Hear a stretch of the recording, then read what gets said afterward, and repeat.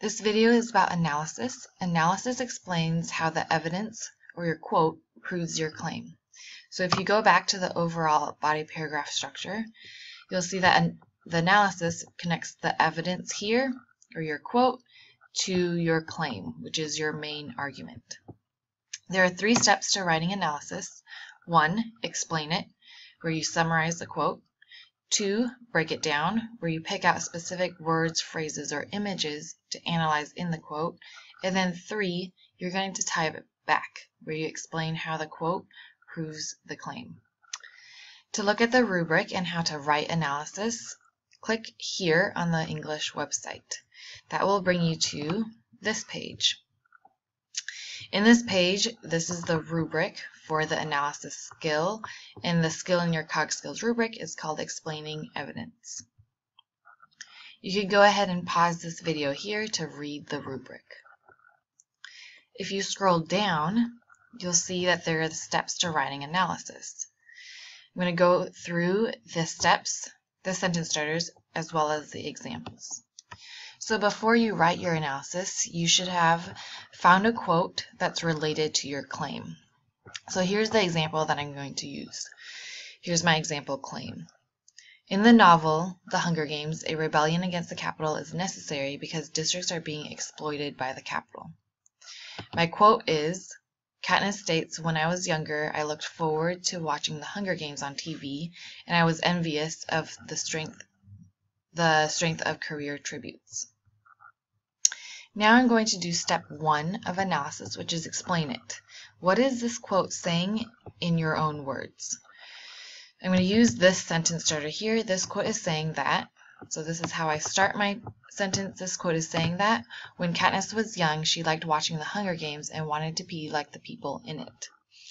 This is a summary or a paraphrase of this exact quote in my own words. Now I'm going to break it down. This is where I choose specific words or images in the quote to explain, and explain why are these specific words or images important to proving my claim. Here are 3 sentence starters.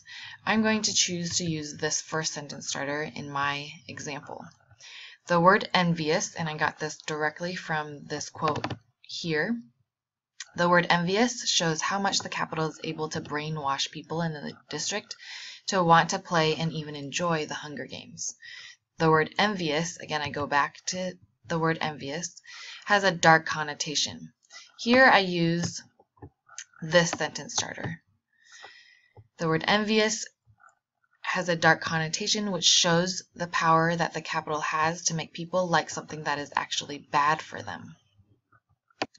As you can see, I used these words, or I chose specific words from the quote and explained why they're important to proving my claim. In the last step, I'm going to tie it back. What does this quote say about why a rebellion is or isn't necessary? How does this quote support your claim?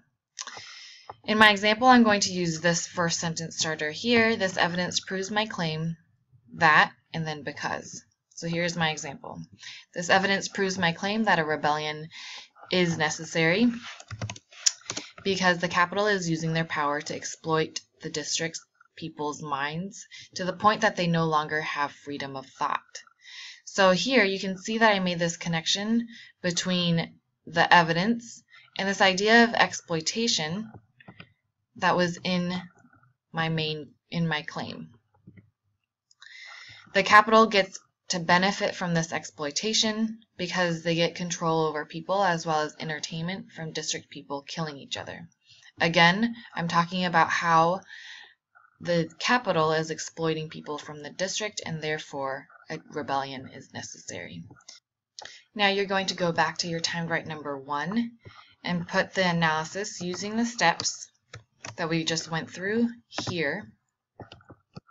Be sure to use the steps of writing analysis that you can find on this document by clicking here from the website.